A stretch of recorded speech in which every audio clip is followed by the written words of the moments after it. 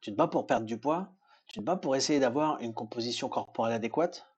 Parce que beaucoup d'entre nous peuvent être en train de vivre ça avec cette impression que notre métabolisme joue contre nous. Et parfois, toute cette histoire de perdre de la graisse, d'atteindre un poids correct, d'avoir une bonne composition corporelle, c'est devenu un vrai défi.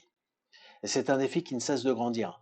Aujourd'hui, on sait que dans le monde entier, environ 66% de la population a un certain niveau de surpoids. C'est devenu normal. On prévoit même que d'ici 2030, c'est-à-dire dans seulement 5 ans, aux États-Unis, une personne sur deux sera obèse. Pas seulement en surpoids, obèse. Et attention, ce n'est pas une question d'esthétique, ce n'est pas une question de jugement, ce n'est pas une question de phobie. C'est un sujet qui peut devenir très vite un problème de santé publique si on ne fait rien.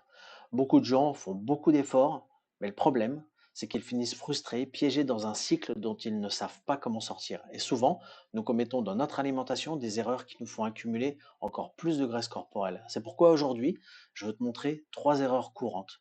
3 seulement pour que tu puisses commencer à les repérer. Je ne vais pas te donner la solution miracle parce qu'elle n'existe pas, mais voici 3 erreurs fréquentes dans l'alimentation qui pourraient être en train de saboter ton métabolisme afin que tu puisses les identifier dès maintenant et voir si tu dois les corriger. Avant de commencer, je te demande une faveur. Mets un like à la vidéo, ça nous aide à ce que plus de gens trouvent ce contenu et si ce n'est pas encore fait, je t'invite à t'abonner à cette chaîne. Cette chaîne est faite pour toi, elle est faite pour t'apporter des informations et des outils scientifiques afin que tu apprennes à devenir maître de ta santé. Alors on est prêt? Commençons. Erreur numéro 1. Consommer trop d'aliments ultra transformés soi-disant sains. On croit souvent que parce qu'un produit est étiqueté light, sans sucre ou fitness, qu'il est bon pour nous. Mais ce n'est pas vrai. Là, par exemple, la mention light signifie seulement que le produit contient moins de calories que la version originale, rien de plus. Quand on lit sans sucre, ça ne veut pas dire qu'il n'y a pas eu d'ajout de miel, de sirop ou d'autres édulcorants. Le sucre n'est qu'un type d'édulcorant. Et beaucoup de ces produits dits sains peuvent en réalité freiner tout ton processus. Car quand on retire un ingrédient comme le gras, on le remplace souvent par des additifs, des édulcorants artificiels, des huiles de mauvaise qualité, bref, des choses dont le corps n'a pas besoin et qui perturbent ton métabolisme, tes hormones, ta santé intestinale et ta flore microbienne.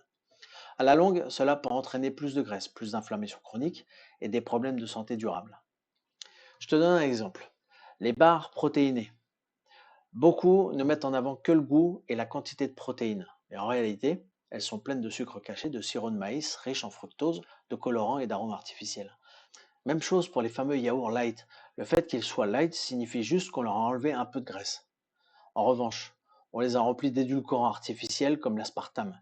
Ils n'apportent rien à la flore intestinale, c'est simplement une sorte de lait dilué avec des arômes et des édulcorants. Ce n'est pas ce dont ton corps a besoin. Idem pour certains céréales complets. Les publicités les montrent comme riches en avoine, en orge et en miel avec des images de champs de blé dorés, mais en réalité, regarde bien la liste des ingrédients. Ce sont souvent des farines raffinées avec beaucoup de sucre ajouté. La meilleure solution? Faire ta propre granola à la maison en contrôlant toi-même la quantité de protéines, de bonnes graisses et de sucre que tu y ajoutes.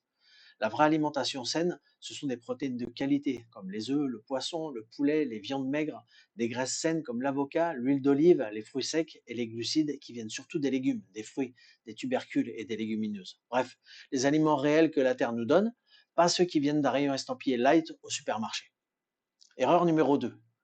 Un autre grand piège, c'est de manger trop souvent et ne jamais laisser le corps jeûner. On nous a dit qu'il fallait manger toutes les 2 ou 3 heures pour garder le métabolisme actif, mais ce n'est pas vrai. Ce que ça fait en réalité, c'est multiplier les pics d'insuline dans la journée. Les pics d'insuline à force entraînent chez beaucoup de personnes une envie incontrôlable de manger et surtout une résistance à l'insuline qui bloque la combustion des graisses et favorise leur stockage. Ce mythe de manger fréquemment arrange très bien l'industrie alimentaire. Au lieu de 3 repas par jour, on en fait 6 et donc elle double ses ventes. Mais physiologiquement, l'idéal est de manger 2 ou 3 repas complets par jour et de laisser passer 12 à 14 heures entre le dernier repas du soir et le premier repas du matin. C'est ça le jeûne normal, celui que notre corps connaît depuis toujours.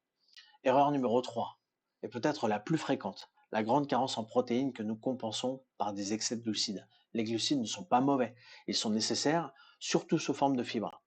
Mais quand ton assiette contient un minuscule morceau de poulet et une énorme portion de riz, les portions sont inversées. Tu consommes moins de protéines alors que ce sont elles qui te donnent la satiété, qui stabilisent ton métabolisme, qui préservent ta masse musculaire. Résultat, tu as encore faim, tu manges plus de glucides, ton corps stocke plus de graisse, tu ressens davantage de fringales et le cercle recommence. Aujourd'hui, plus de 80% de la population mondiale consomme trop peu de protéines. Et ce déficit est grave, pas seulement pour le poids, mais pour tout l'organisme. Les protéines sont le nutriment le plus important et personne ne nous apprend combien nous devons consommer ni comment les intégrer chaque jour dans notre alimentation. La solution: prioriser la quantité et la qualité des protéines, œufs, viande, poissons, produits laitiers peu transformés, mais aussi légumineuses, idéalement combinés à des protéines animales pour ralentir la libération de glucose et apporter plus de stabilité au métabolisme. Tu vois, perdre de la graisse n'est pas seulement une question de calories ou de faire un peu de sport. Dans notre alimentation quotidienne, ces trois erreurs, les produits light, le grignotage permanent et le manque de protéines, suffisent à saboter ton métabolisme. Alors je t'invite à partager ce contenu, à laisser tes commentaires et tes questions. C'est grâce à ça qu'on pourra continuer avec une deuxième ou une troisième partie, voire un atelier. Parce qu'au fond, le seul but de cette chaîne, c'est toi.